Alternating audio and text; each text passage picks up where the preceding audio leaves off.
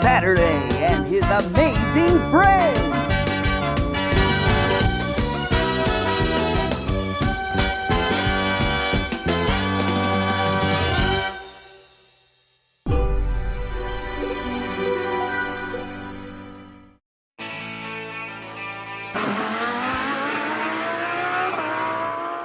Daddy, you made a Fluffy. I know it was you. It was not, mate. It was... Oh, hello there. And welcome back to another exciting episode of Saturday and His Amazing Friends, a show that is a truly outrageous look at the cartoons that we all know and love from the past. I once again asked my viewers what cartoon they wanted me to look at next, and they chose this show. What even is this? Is this about drag queens or something? Oh, it's Gem, a 1985 cartoon about a charity worker and music producer named Jerica, who, with the help of a holographic supercomputer and a pair of computerized earrings, becomes music sensation superstar rocker Gem.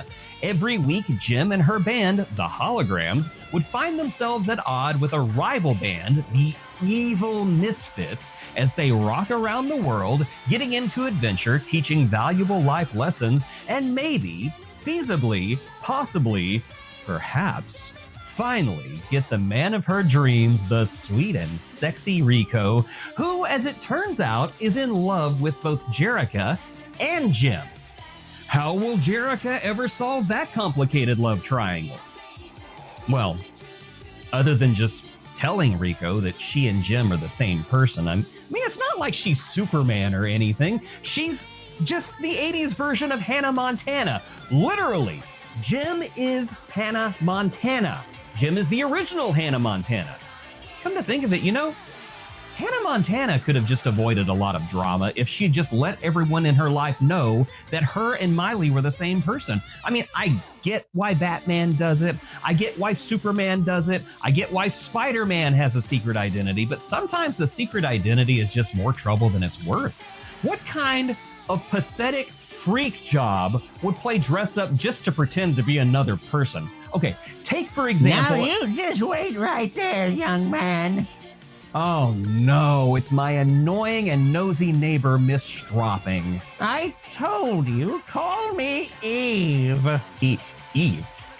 Your name is Eve Stropping? You said that this show of yours was all about Saturday morning cartoons, but I would have you know that Gem aired in syndication 5 days a week, before or after school, depending on the marketing. That means that your show is a lie, and you should stop making it, and you should start concentrating on content that people are actually interested in, like crocheting and knitting and bingo. My show is called Saturday and His Amazing Friends. Are you suggesting that a Saturday cannot be friends with a weekday? Kind of a closed-minded philosophy you got there, Eve. That's not what I mean. You're just twisting my words. Weekdays are some of my best friends in the world. Oh, that's how it is with this generation of yours. It's all about diversity and inclusion and not leaving people out just because they're different. Well, you know what that makes you? That makes you the real racist. In all my 119 years, I've never been so insulted in all of my life. Who do you think you are? Read this. What? What is this? What? Snigport Eve? Well, that's my name spelled backwards. Okay, well, that was stupid. Speaking of which, let's do what Rico has had no chance of ever doing. Let's get into Gem. Did they just crash their car? I mean, the screen shook like there was some kind of collision. I bet that was all over TMZ. The episode opens up with some guy telling Jerica and her friends a slightly problematic story about a tribe of indigenous people. Waving their clubs in the air and yelling bloody murder. Well, they stopped about 10 feet from us. We were in the middle of their sacred burial mound and they couldn't set foot on it. Defiling a sacred burial ground is so funny. Pass the cheesecake. The Holograms are entertaining a colonizer and his racist stories because they need help with music or something. I'm sorry, Jim, but the episode is less than 1 minute long, and you've already lost me by disrespecting a native culture. Don't choose bigotry by association. It'll only bring you down with it. I didn't find Shangri-La. The Hunsas show the way to very few, and none has ever returned. Andrew tells the Holograms about Shangri-La in Tibet and tells them that they are the keepers of all kinds of art and music. The kind of art and music that you could probably find in a library or a museum. But these women aren't exactly what I would call library or museum goers. Besides, we need an excuse to go on a worldwide adventure this week, and so it looks like the Holograms are going to Tibet. I certainly hope it's worth it, because now they'll never be allowed to see the Great Wall of China. Well, my first gem alert in a couple of weeks. Oh, this is really weird.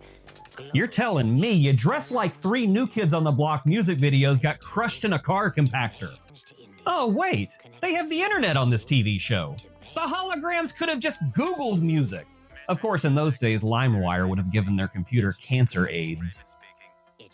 Tech Rat calls Eric, a slimy businessman who wants to take over the Holograms record label, that the girls are on their way to Tibet for some unknown reason.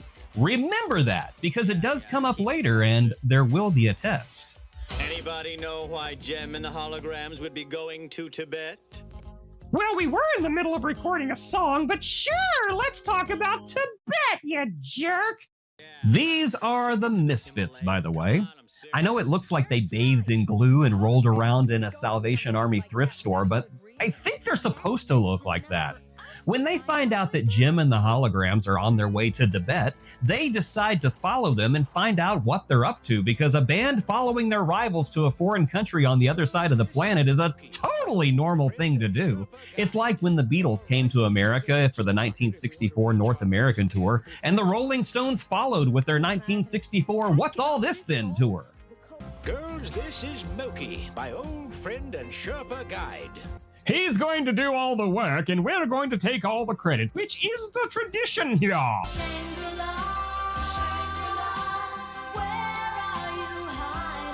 So this was one of the big gimmicks of Jim, was that the show would play music videos from Jim and the Holograms during the episode, making it look something like MTV. You know, back when MTV actually played music videos. You see, kids, back in the 80s, MTV actually played music videos. The M stood for music. This comes off more as one of Scooby-Doo's musical interludes than an actual attempt to create original music, but at least an attempt was made. I like to think that Jim walked so that the gorillas and Death Clock could run. Oh, that poor Sherpa's just watching these women singing in the mountains, and he's all like, "Ladies, we're going to freeze to death if you don't start moving. Can you please just stop singing?" This is Mian, our Sherpa guide. Pleased to meet you. Bring the stuff, Eric! But So the Misfits are supposed to be the bad guys, but did you notice they actually acknowledged their Sherpa and treated him with respect? Jim and the Holograms didn't do that. The Misfits don't even presume to order the Sherpa to carry anything. Guys, I'm rooting for the Misfits at this point, folks. I hope they get to Shangri-La first, or whatever they... Wait. They still don't know what they're doing in Tibet, do they? The Holograms, in the meantime, stop and take a rest, and Jim takes a moment to investigate a strange sound and comes face to face with the mythical Yeti. Jim immediately tames the Yeti because she's good at everything and has no personality flaws. Listen, I know the term Mary Sue gets thrown around a lot by people who don't actually know what a Mary Sue is, but Jerrica/Jim, she is a Mary Sue. Let's review. Mary Sue, not a Mary Sue. Mary Sue, not a Mary Sue. Mary Sue, not a Mary Sue. Mary Sue, not a Mary Sue. The dirty colonizer tries to get in on some of that sweet Yeti petty action, but scares the creature off, which is a shame because the Sherpa tells them that the Yeti could have led them to Shangri-La. Well, that's what you get for not treating your Sherpa with respect. And now it looks like they're lost and will have to resort to cannibalism, as tradition dictates. The Misfits, in the meantime, are climbing a sheer rock face in order to catch up with the Holograms for reasons. I should remind you that they still don't know what they're looking for. They literally have no idea why they're chasing Jim and the Holograms. They're just putting their lives on the line out of pure spite, which I don't understand, but I completely respect. Well, he'll never walk again. And she'll never play music again. She couldn't before, so no big change. Oh, this will be so worth it when we catch up to Jim for reasons we never established. Jim will be right back after these messages. It's an alien. No kidding. Where? It's living in America. So Republicans hate him. He's debonair, and yet fuzzy. My parents just don't understand our relationship. That is incredibly uncomfortable to watch, and I'm pretty sure I need to call the cops. Alf's 240 years old. She's 10! So maybe Republicans don't hate him that much. It's gimme spinach. Disco makes me tough. Want some munchies? Crunchy? Chocolatey Cocoa Puffs? Nobody's tough enough to resist Cocoa Puffs. It's gimme spinach. The timeless tale of how spinach and good nutrition is powerless in the face of processed sugar and cartoon mascots.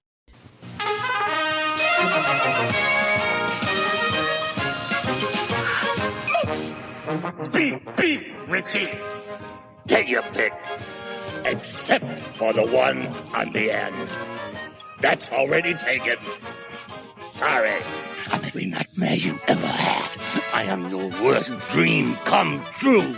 I'm everything you ever were afraid of. Don't you want it? Don't you want it? And now, back to Jim. The Yeti appears and beckons the Holograms to follow him. Now, how could this possibly go wrong? It turns out that the Yeti also recognize that the Misfits are the morally superior and less racist group, and it lures the Holograms over to rescue them. Now, given what I know about this show, I know somebody in the Misfits is going to insult Jim and the Holograms right off the bat, because that's just what they do. And I'm no expert, but insulting your rescuers in the middle of a rescue is probably not the best time to do it. At least not until you have a really good one that you can't wait to share, and you know your rivals will respect it. Okay, fine. Let's hear it. Oh, great! It's Jim and the Holograms! Nah, let them fall. The Misfits are saved, but then ditch the Holograms, who are now hanging helplessly off the cliff themselves. Now, the Misfits, if you remember, have no idea why they're in Tibet and didn't even bother asking the Holograms what they were doing there before they left. Meaning, I guess, that they're just going to wander around aimlessly with no clue where they're going to go. That must be the place they were going. There, that is Hunza Village. Now, why would Jim and the Holograms Or they could just happen to end up in the right place, because why not? However, even when they magically end up at the village that can lead them to Shangri-La, the locals refuse to help them for some reason. So how do we we get to Shangri-La, Grandma? We didn't come this far so some old prune could wreck things. So what? No idea why no one would want to help them. It's a mystery. I have to say, although I don't approve of how rude they are, I much prefer the Misfits' attitudes over the Holograms. Give me macroaggressions over microaggressions any day of the week. At least that way you're sure you know where you stand. Jim and the Holograms finally make it to the village. Not that one. And they meet up with the old woman who tells them that her great-granddaughter is guiding the Misfits to Shangri-La, but don't worry, the granddaughter doesn't know the way and they'll just end up coming back eventually. But then why? When Jim asks the old woman to guide them to Shangri-La, the old woman refuses. Because she's an old woman. What is with these shallow floozies? She's so old. I mean, look at her.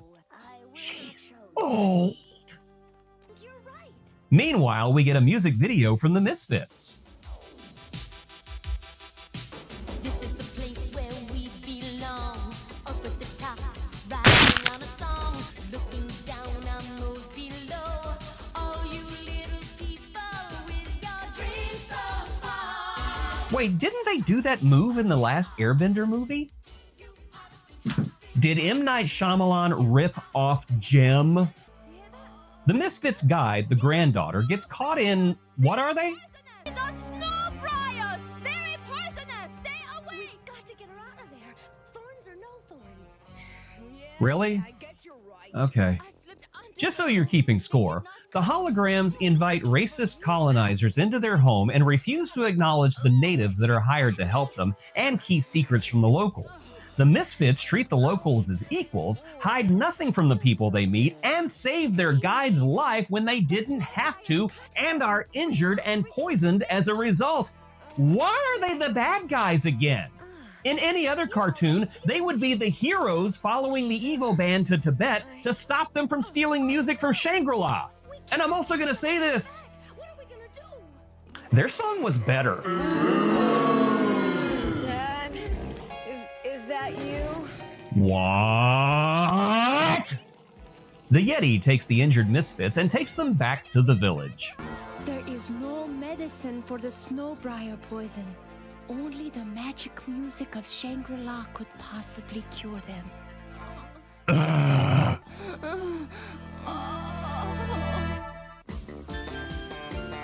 Jem will be right back after these messages.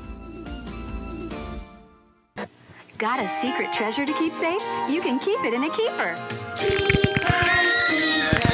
What's inside those keepers? Fancy the snail, Tango the ladybug, and Sheldon the turtle are keepers. Fun friends with a secret hiding place, each sold separately. And each keeper comes with its own finder, Twist, Nightlight, and Footloose. Fancy and Footloose, Tango and Twist, Sheldon and Nightlight, each sold separately with brush key and storybook from Tonka.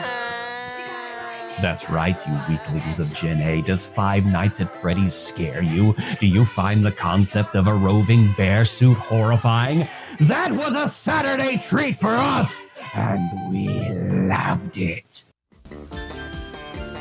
And now, back to Jem.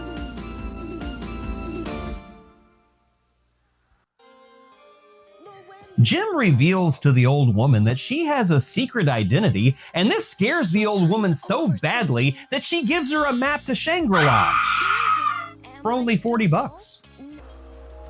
What's wrong, Jem? It should be right there. I don't see anything. Maybe it's Of course you don't. There are clouds in the way, you moron. Come on, we can't just stand here and gawk. Jim and the Holograms get to Shangri-La and are greeted by the locals. Hi, we're your new oppressors. Over there is where the new Starbucks will be, and over there is where they're going to sell cheap souvenirs and Stanley Cups. Someone's got to come back to the Hansa village with us. Ah, when one decides to stay in Shangri-La, one cannot leave. We're basically prisoners here. Ha ha ha. Jim is taken to learn the Song of Healing from someone called the High Lama. Not that one. And he agrees to share the music of his people. You mean you'll teach me the music? No, we're having tea. Now pay attention. No! I hate it when shows like this do something genuinely funny. Don't they know how much I rely on my hatred to keep me young and beautiful? Learning the music of Shangri-La is a comprehensive and dedicated process that only a few can master after decades of grueling practice and meditation. And so Mary Jim becomes an expert in an hour. We've got to get going. We're thinking of staying here, Jim. We could. How dare you exercise free will? Jim does not give you permission to seek out happiness and eternal life. You will do as Jim wills and nothing more.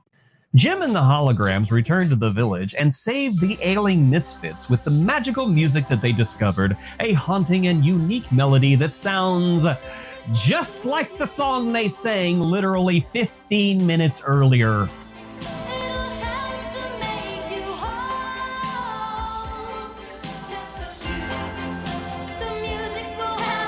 Jim and the Holograms prepare to leave the village and return to their homes, and the now recovered misfits set out to discover Shangri-La on their own.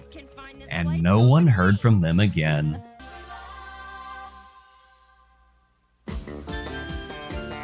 Jim will be right back after these messages. Now you too can experience the unbridled fun of parking a car. That's right. Drive around for what seems like an eternity looking for a free space and then position your car between two yellow lines and leave it alone for several hours. You know, my older cousin used to tell me how much fun he had parking with his girlfriend, but I never understood how much fun can you have parking a car. Want to play some pool? Who, me? It's Bank Shot, an electronic pool game. You can queue up and shoot. For a break. Wow!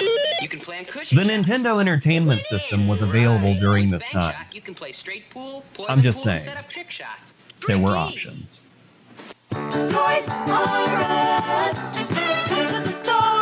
Ah, the days of disco. Only 5 years too late, but then again, if Toys R Us was good with keeping up with trends, there would still be Toys R Us everywhere.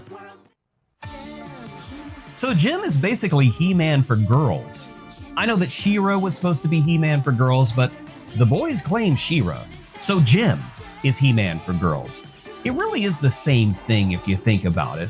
Both of them have a magical object that turns them into their super-powered alter egos. He-Man has a sword, and Jim has an earring that turns her into Jim when she says, "It's showtime, Synergy."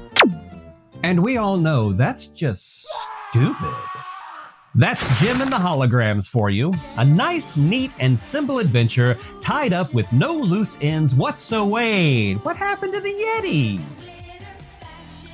I know that Jim has somewhat of a fan following these days, but honestly, I forgot this series ever existed. This was just something that came on early in the morning as I was getting ready for school, and something my sister would cry about when I changed the channel to Transformers. As a matter of fact, I would have completely forgotten that the thing existed had it not been for a disgusting internet spoof that I watched many years ago from a creator called Sienna D'Anima that I absolutely loved, that recontextualized Jim as a drug-dealing drag queen. That series was so profane that I can't even mention its name here, but if you know where to look, you might find it. Come back, Sienna. I want to see more. If you want to see more, be sure to tune in for the next exciting episode of Saturday and His Amazing Friends. Make sure you like, share, comment, and subscribe. And just for extra kicks, why not click on that notification icon so you will know when the next truly outrageous installment of the series hits the interwebs. If you like this content, and why wouldn't you, and you want to see more, why not help me become a full-time content monkey by becoming a Patreon? You can do that by visiting the video description below or by clicking this box right here. Thank you for watching. Remember, you are an absolute legend. You are exactly who you are supposed to be, and you deserve good things. Be safe, be warm, be happy. You are loved, you are appreciated, and you are truly Truly outrageous. Remember my name. No one else is the same. Remember my name.